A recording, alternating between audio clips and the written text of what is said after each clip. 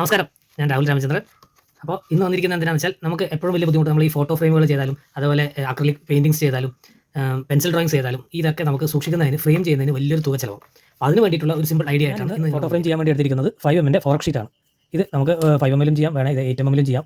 നമ്മുടെ ഫോട്ടോയുടെ വലിപ്പവും നിങ്ങളുടെ ഭംഗിയും നിങ്ങളുടെ ഒരു ഐഡിയക്ക് എങ്ങനെ ഏത് തിക്നെസ് വേണമെങ്കിലും ഉപയോഗിക്കാം.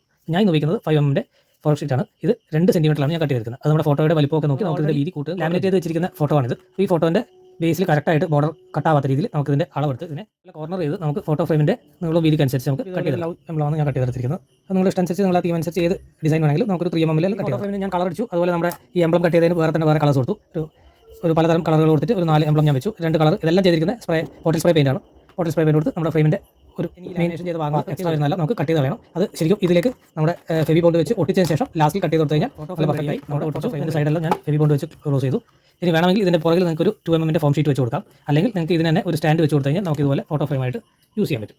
സിമ്പിളായിട്ട് ചെയ്യാം. അല്ലെങ്കിൽ വോളിൽ വണ്ടിക്ക് ഡബിൾ സൈഡ് സ്റ്റിക്കർ വെച്ചിട്ട് സ്റ്റിക്ക് ചെയ്യാം. അപ്പോൾ വളരെ സിമ്പിളായിട്ട് നമുക്ക് ഇതുപോലെ പല ഡിസൈനിലും ഫോട്ടോസ് ഉണ്ടാക്കിയെടുക്കാം. ഓക്കെ.